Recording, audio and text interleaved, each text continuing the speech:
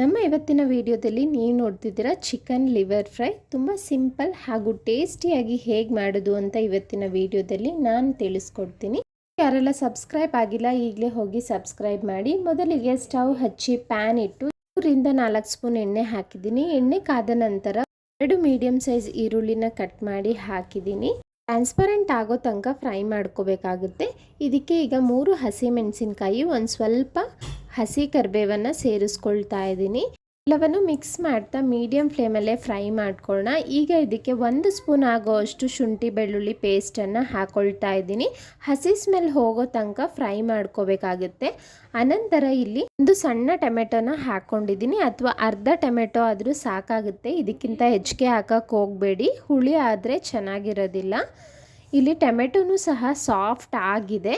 ಈಗ ನೀಟಾಗಿ 1-2 ಸಲ ಚೆನ್ನಾಗಿ ತೊಳೆದು ಇಟ್ಕೊಂಡಿರೋ ಅಂಥ ಅರ್ಧ kg ಲಿವರ್ನ ಹಾಕ್ಕೊಳ್ತಾ ಇದ್ದೀನಿ. ಎಲ್ಲವನ್ನು ಚೆನ್ನಾಗಿ 1-2 ನಿಮಿಷ ಮಿಕ್ಸ್ ಮಾಡ್ಕೊಳ್ಳೋಣ. ಇದಕ್ಕೆ ರುಚಿಗೆ ತಕ್ಕಷ್ಟು ಉಪ್ಪನ್ನು ಹಾಕ್ಕೊಳ್ತಾ ಇದ್ದೀನಿ. ಉಪ್ಪು ಹಾಕೋದ್ರಿಂದ ಅದರಲ್ಲಿರೋ ಅಂಥ ನೀರಿನ ಅಂಶ ಎಲ್ಲ ಬೇಗ ಬಿಡುತ್ತೆ, ಹಾಗೆ ಬೇಯುತ್ತೆ. ನೋಡಿ, 1-2-3 ನಿಮಿಷ ಈ ರೀತಿ ಉಪ್ಪು ಹಾಕಿದ್ಮೇಲೆ ಚೆನ್ನಾಗಿ ಮಿಕ್ಸ್ ಮಾಡ್ಕೊಳ್ತಾ ಫ್ರೈ ಮಾಡ್ಕೊಳ್ಳೋಣ. ನೋಡಿ, ಈಗ ಇದರಲ್ಲಿರೋ ಅಂಥ ನೀರಿನ ಅಂಶ ಎಲ್ಲ ಬಿಟ್ಟಿದೆ. ಈಗ ಇದಕ್ಕೆ 1 ಸ್ಪೂನ್ ಆಗೋಷ್ಟು ಕಾಶ್ಮೀರಿ ಚಿಲ್ಲಿ ಪೌಡರ್ ಹಾಕ್ಕೊಳ್ತಾ ಇದ್ದೀನಿ. ಅನಂತರ 1 ಸ್ಪೂನ್ ಆಗೋಷ್ಟು ಧನಿಯಾ ಪುಡಿನ ಹಾಕ್ಕೊಳ್ಳೋಣ. ನಂತರ ಇದಕ್ಕೆ ಅರ್ಧ ಸ್ಪೂನ್ ಆಗೋಷ್ಟು ಪೆಪ್ಪರ್ ಪೌಡರು, ಅರ್ಧ ಸ್ಪೂನ್ ಆಗೋಷ್ಟು ಚಿಕನ್ ಮಸಾಲ ಹಾಕಿದ್ದೀನಿ. ನೀವು ಬೇಕಾದರೆ ಗರಂ ಮಸಾಲ ಬೇಕಾದರೂ ಯೂಸ್ ಮಾಡ್ಬೋದು.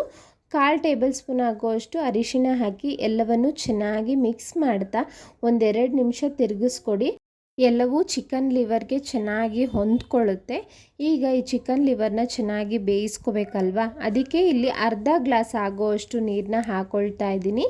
ನೀವು ಸಾಂಬಾರ್ ಅಥವಾ ಗ್ರೇವಿ ಅಥವಾ ಡ್ರೈ ಯಾವ ಕನ್ಸಿಸ್ಟೆನ್ಸಿ ಬೇಕೋ ಆ ಕನ್ಸಿಸ್ಟೆನ್ಸಿಗೆ ತಕ್ಕಂತೆ ನೋಡಿಕೊಂಡು ನೀರನ್ನ ಸೇರಿಸ್ಕೊಳ್ಳಿ.